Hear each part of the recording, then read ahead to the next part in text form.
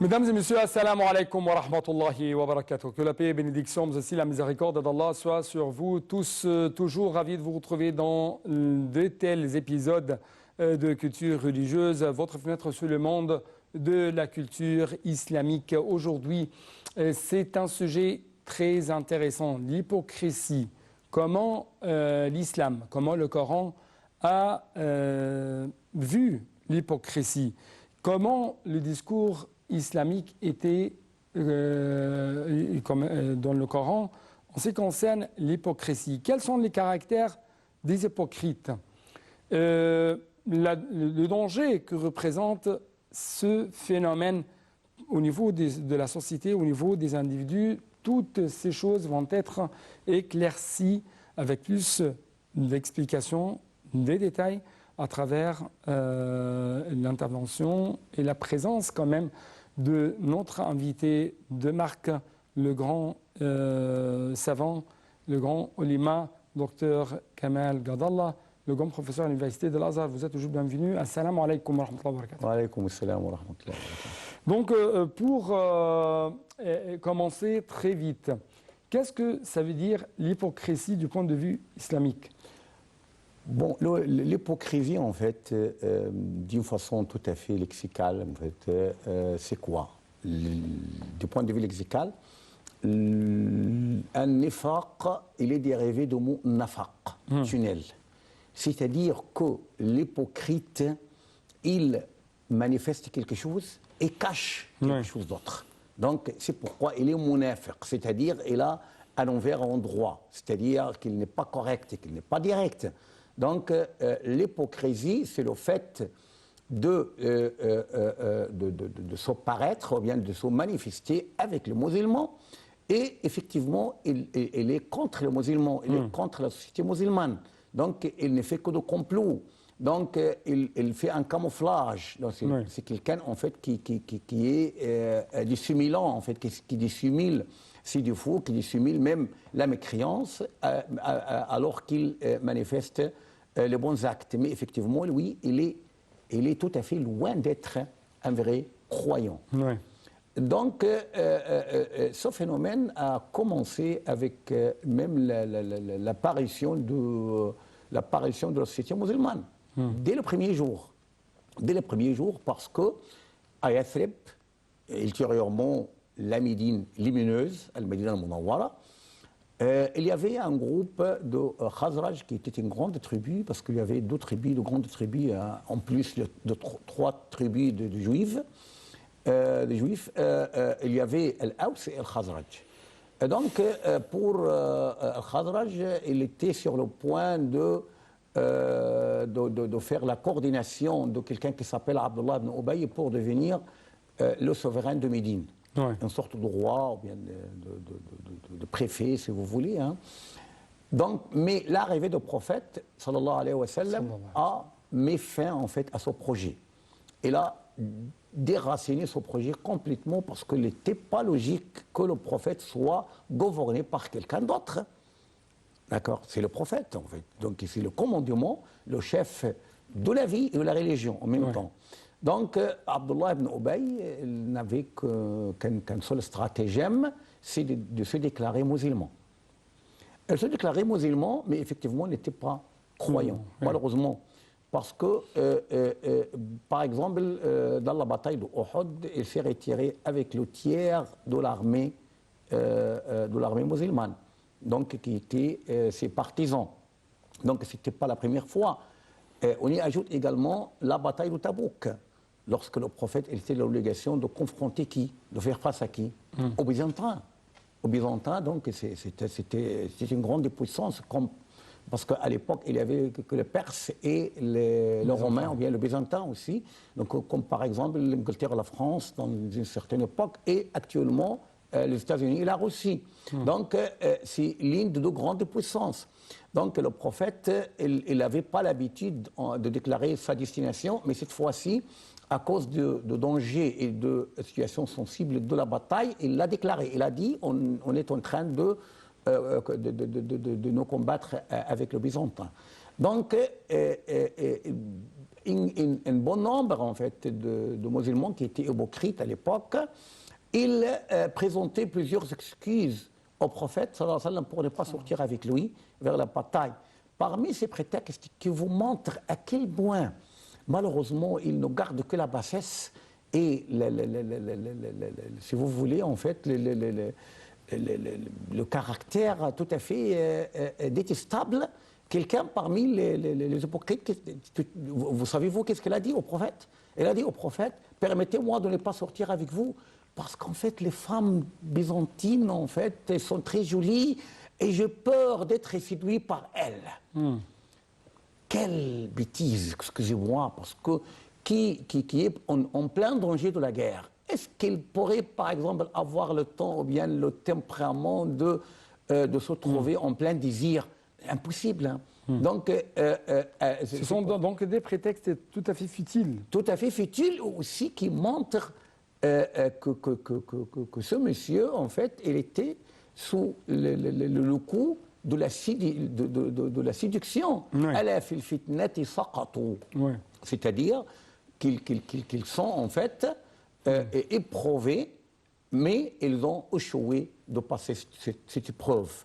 D'accord. Donc, l'hypocrisie, malheureusement, par un petit calcul, on pourrait dire que presque le tiers de la société musulmane est hypocrite.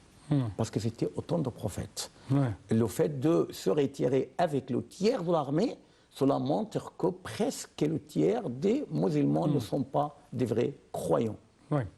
Donc on va prendre une toute petite pause pendant laquelle on va vous présenter, chers téléspectateurs, plus d'explications dans ce reportage ou dans ce reportage suivant concernant le thème d'aujourd'hui, l'hypocrisie du point de vue islamique.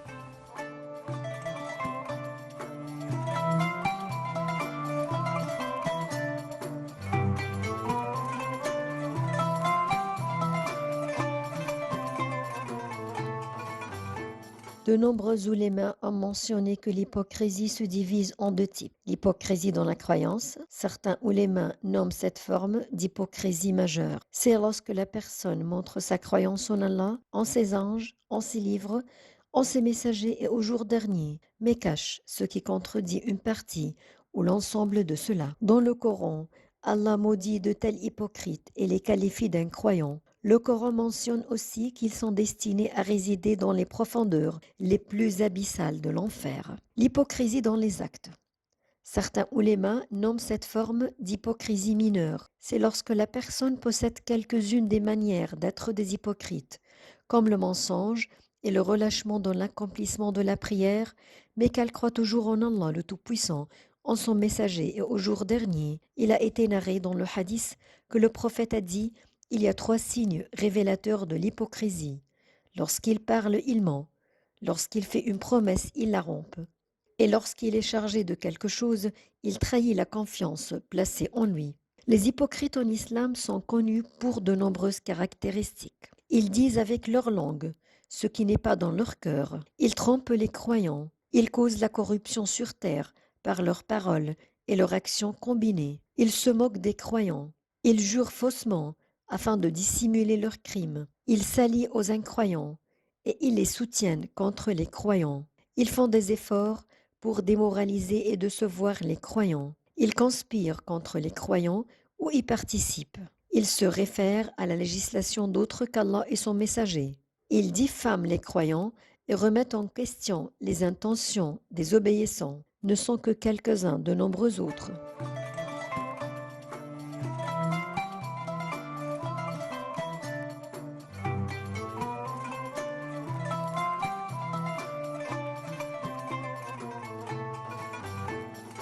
Donc, chers téléspectateurs, il y a toujours des caractères et des attributs concernant l'hypocrite du point de vue islamique. Et bien sûr, le Coran essaye essaie quand même de présenter des remèdes tout à fait réalistes pour lutter contre ce phénomène.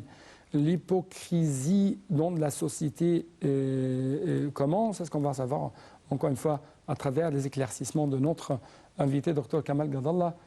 Premièrement, comment vous trouvez, d'après le point de vue islamique, les grands caractères des hypocrites. Oui, le prophète, salut sur lui, nous a en fait dit deux hadiths à cet égard. Premièrement, ayat al-munafiq salas, c'est-à-dire les signes, ou bien les signes à travers lesquels on pourrait détecter l'hypocrite sont au nombre de 3.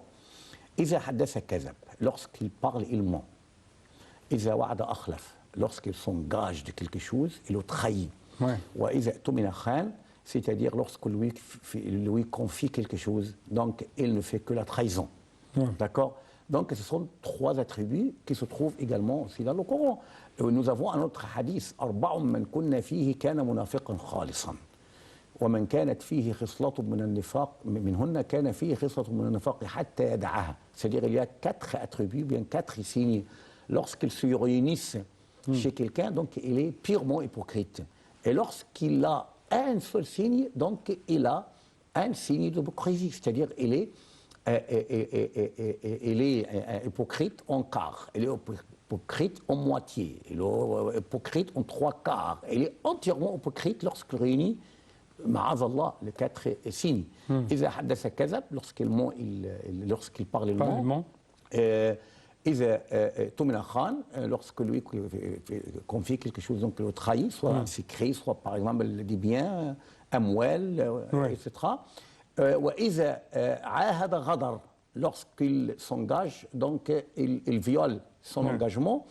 وإذا خاصم فجر, et c'est très grave, lorsqu'il se tombe en animosité avec quelqu'un, avec qui il avait de bons rapports, il pourrait dire, ah oui, donc tu te rappelles le jour où je te dis, je te donnais quelque chose, je ne sais pas quoi, donc je t'ai aidé, je t'ai assisté, tu étais chétif, c'est moi qui t'ai fortifié, donc bon, donc tu avais faim, c'est moi qui t'ai fait manger. Donc il pourrait en fait énumérer tout ce qu'il a fait du bien envers l'autre, envers son ancien ami. Oui, donc il trahit, il coupe complètement avec l'ancien ami. Et l'islam appelle toujours au contraire de tous ces caractères. Mais permettez-moi de vous poser cette question. Quelle est la différence entre l'hypocrisie au niveau des actes, l'hypocrisie au niveau d'une doctrine? D'accord. Avant de passer à cette question, je voudrais mettre l'accent sur une petite chose, c'est comment remédier à l'hypocrisie. C'est-à-dire, j'aimerais le rapporter un peu. Ça sera à la fin de cette édition. Mais quelle est la différence entre ces deux genres? L'hypocrisie, malheureusement, elle pourrait être au niveau de la doctrine, à l'aqida. C'est-à-dire quelqu'un qui est effectivement, en apparence, il est musulman, mais effectivement, il est un croyant. Kafir, c'est quelqu'un qui cherche à tromper toute la communauté musulmane, mais il finit en fait tromper Allah lui-même. C'est-à-dire qu'il cherche à tromper Allah, à camoufler Allah, en disant nous sommes de croyants, alors qu'effectivement ils sont des incroyants. Mais nous, effectivement, ils sont kuffar, incroyants. Donc c'est ce qu'on appelle l'hypocrisie doctrinale. C'est-à-dire du point de vue de la doctrine, il n'est pas du tout croyant. Malheureusement, et il se trouvait au temps du prophète, sallallahu alayhi wa sallam. Il ne faut pas être étonné, hein, parce que c'est une société avec tous les vices humains. Il y a quelqu'un qui est correct, quelqu'un qui n'est pas correct.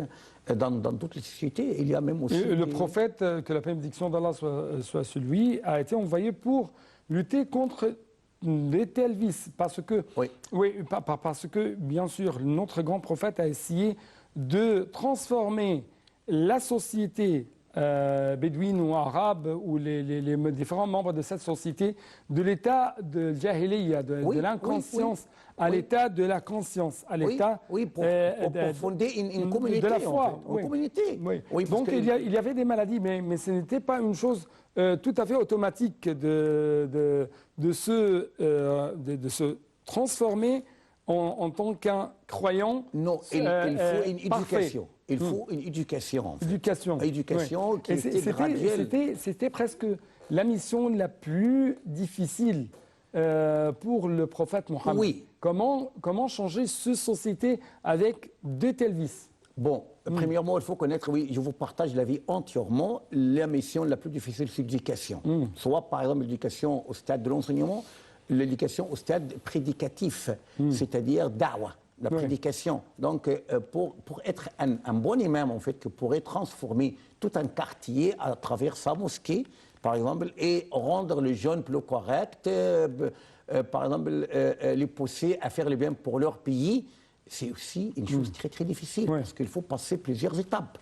Donc, le prophète, il a commencé par essayer d'amoindrir, en fait, la quantité des hypocrites. Par tous les moyens, c'est-à-dire par leur, par exemple, donner ou bien leur confier de rôle à jouer pour être satisfait, parce qu'ils connaissent très bien qu'il y a certains qui aiment bien être un peu glorifiés, honorés, quelque chose comme ça, et à les pousser à travailler pour la société, à les embaucher en fait au service public, soit par exemple mais même il envoyait des simples croyants, bien même qui étaient presque qualifiés ultérieurement par des scélérats à Fasaqa pour ramasser les zakat. Ya ayyuha alladhina amanu in ja'akum fasiqun binaba'in fatabayyanu. Ce fasiq ou bien ce scélérat, c'était qui? C'était un des hypocrites à qui le prophète confiait mission de ramasser la zakat. Donc les gens ils étaient très contents que le prophète les a envoyés à quelqu'un pour prendre la zakat. Donc ils sont sortis avec leurs moutons, leurs brebis, par exemple chameaux et tout, pour les donner à ce monsieur, le collecteur de zakat. Mais il était effrayé en fait. C'est pourquoi il croyait qu'ils sont sortis pour le combattre, pour le tuer. Il s'est enfui vers Médine, il a rencontré le prophète a organisé une armée pour le combattre. En arrivant, il les a trouvés en fait avec leurs bétous, en fait, leurs bestiaux, en attendant l'arrivée du prophète. Donc, il était quelqu'un qui n'était pas correct. Et malgré tout cela, le prophète lui a confié de s'encadrer dans le service public. Donc, il cherchait toujours à déraciner en fait leur rancœur et rancune. Oui, il y a, avec certains, le prophète a réussi. C'est pourquoi, encore une fois, c'est pourquoi notre grand prophète Mohammed a séjourné presque 13 ans au sein de la Mecque. Avant de faire... Pour ancrer la doctrine. Pour ancrer la doctrine, ancrer la foi, ancrer la conscience, rendre les gens croyants en Allah, à la doctrine islamique, à cette croyants, doctrine gentils, tolérants et tout. Parce que quand même, parmi les incidents entre les grands compagnons, c'était un incident un peu raciste entre Abu Zar al-Ghifari et Bilal ibn Rabah. C'est un et contre Abdullah ibn Mas'ud aussi. Oui. Est-ce que vous pouvez nous raconter un peu plus de cet incident? Comment notre grand prophète Mohammed a essayé de dire non au racisme, non à de tels incidents? Oui, parce qu'en fait, cela pourrait en fait constituer ce qu'on appelle l'hypocrisie des actes. C'est-à-dire, on est très croyant, mais malheureusement, il y a quelques vices. C'est pourquoi, par exemple, Abu Zar al-Ghifari, il avait un jour insulté Bilal ibn Rabah en lui disant Ya ibn al-Sawda. Oh, le fils de la femme noire, black, peut-être nègre, d'accord? Parce que Bilal, il appartenait à l'Abyssinie, en fait. À l'époque, Abyssinie, actuellement, c'est l'Éthiopie et l'Érythrée, en fait. Les deux pays africains. Éthiopiens, d'accord? Donc, le prophète, il lui a dit tu gardes encore quelques traces de jahiliya pré-islamique. C'est-à-dire... Il s'est adressé à Abu Zar. Oui, donc c'est pourquoi Abu Zar n'hésitait pas C'était un arabe, Abu Zar. C'était un arabe, et l'autre, c'était un africain. Oui, d'une grande tribu qui s'appelle Rifar. Une des grandes tribus, en fait. Il était fier, en fait, de sa généalogie. Donc, il s'est précipité à embrasser, en fait, la tête de Bilal pour s'excuser. D'accord? Donc, donc, notre grand prophète Mohammed était intervenu dans des situations tout à fait délicates, tout à fait critiques, pour dire à toute l'humanité, à toutes les races, éducatif, en fait. Éducatif, vous êtes toujours égaux devant la loi islamique, devant la charia, devant Allah. On est tous égaux, en fait. La farqa bayna a'jamin wa la a'jami. C'est-à-dire, il n'y a aucune différence entre un arabe ou un arabe seulement par la piété. La piété. La piété, parce que c'est donc que vous avez plus de piété que quelqu'un d'autre, donc vous êtes plus honoré auprès d'Allah. Donc, c'est un autre incident. Lorsque Abdullah bin Mas'ud, en fait, il avait monté sur un arbre, donc ses pieds étaient très très minces, en fait. Donc, ils se sont livrés à se moquer, en fait, de ce pied. Le prophète, qu'est-ce qu'il a dit? Vous moquez, en fait, du pied d'Abdullah bin Mas'ud. Par Allah, ils sont plus lourds auprès d'Allah que le mont de Uhud. Donc, Omar ibn Khattab, lui aussi, en fait, il a ancré cette égalité, hein, pour mettre fin à tout ce qui est racisme, intolérance et tout. Hein. Un jour, Jabal ibn al-Ayham, qui était un roi, en fait, dans son peuple, il venait de se déclarer son islam. Donc, un point tout à fait puissant, en fait, positif pour les musulmans. Mais on était assez proches du pèlerinage. Dans le pèlerinage, il y avait quelqu'un, en fait, qui avait foulé, en fait, par-dessus, qui est tombé. Donc, il était énervé contre lui, il l'a giflé. Donc, Omar ibn Khattab, il a dit, il doit te gifler, hein, comme tu viens de le faire. Il lui a dit, ah, moi, je suis roi. Lui, il est parmi, en fait, le commandant mortel. Hein. Donc, Omar ibn Khattab, qu'est-ce qu'il a dit? Un mot, en fait, doré. L'islam vous a égalisé. Vous a rendu égaux. Toi et lui. Donc, si je le fais, si je ne me soumets pas, en fait, à votre décision, il lui a dit, bon, donc tu seras obligé, en fait, de le faire. Donc, il s'est enfoui, et s'est apostasié, et mieux, en fait, non-musulman. Donc, Omar ibn Khattab s'en fichait totalement de n'importe quelle répercussion, mais il a ancré, en fait, pour que la société soit saine, il a mis fin à cette hypocrisie des actes et ancré l'égalité. Le remède à l'hypocrisie, comment l'islam a essayé de nous donner les grandes prescriptions réalistes pour lutter contre l'hypocrisie? Donc, premièrement, pourquoi l'hypocrisie? Si on pose la question à un hypocrite, pourquoi tu es hypocrite? Premièrement, il va nous dire que c'est à cause, en fait, de la peur, par exemple, d'être privé des avantages de la vie, ou bien, par exemple, d'être mis à mort. Donc, Allah a garanti les deux choses. Il a dit, c'est-à-dire c'est Allah qui a créé la mort et la vie. Et il a précédé la mort à la vie, parce que la mort, c'est en fait notre hantise, c'est notre obsession, si vous voulez. Deuxièmement, on se concerne à rizq, la subsistance. Votre subsistance, en fait, elle tombe du ciel d'une façon certaine. Donc, pas question de doute, pas question de scepticisme. Vous serez pourvu de votre subsistance, même si vous n'avez pas la volonté de le faire. Vous pouvez être pourvu, en fait, même sans faire de calcul.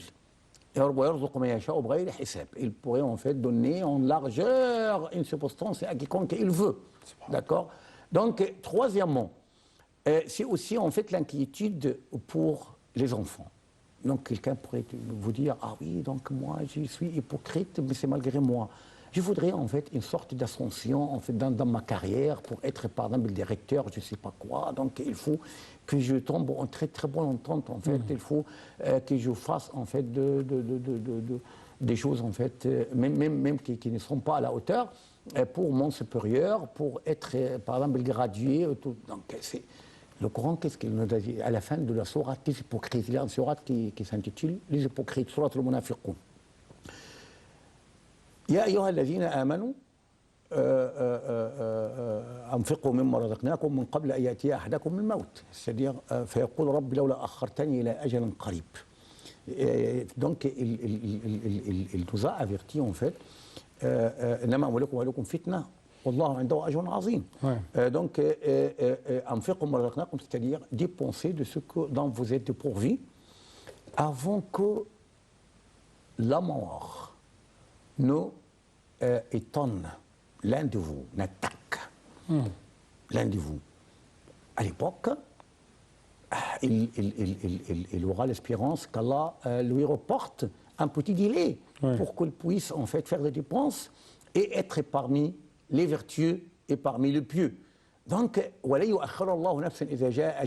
donc ça sera terminé. Ouais. Donc le Coran nous a avertis contre l'inquiétude.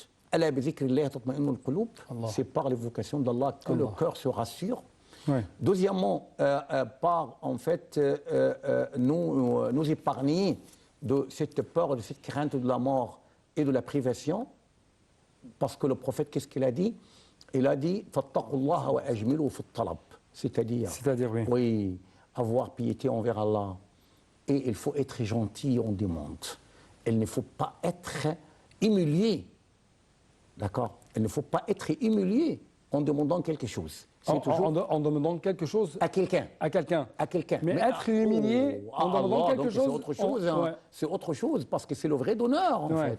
Même si vous me donnez quelque chose, c'est par la permission d'Allah que vous me le donniez. D'accord. Donc vous êtes comme moi, un serviteur. Donc on est tous les serviteurs d'Allah. On ne possède presque rien en véritable. Et véritablement, on ne possède presque rien parce que nous sommes en fait des lieutenants sur les richesses accordées par Allah. On n'est pas les vrais propriétaires. Le seul vrai propriétaire, c'est Allah.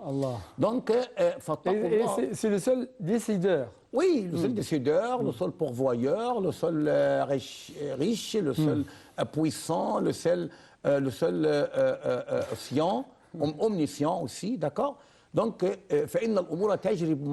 c'est-à-dire que toutes les choses en fait se passent d'une façon tout à fait prédestinée. Ouais. Nous a rendu à l'aise en fait. Je connais plusieurs personnes. Vous avez dit que toutes les choses sont entre les mains d'Allah, qu'il soit glorifié. Ils ne sont pas entre les mains des sociétés, entre les mains des hommes. Oui, c'est pourquoi Allah nous dit Mets confiance en Allah, le vivant qui ne meurt point. Donc, alors que les autres meurent. Je connais par exemple des personnes comptez sur Allah, tablez sur Allah. Comptez, mettez confiance. Appuyez sur Allah, qu'il soit glorifié. Il va te rendre victorieux dans toutes choses. Oui, et l'omnipuissance d'Allah.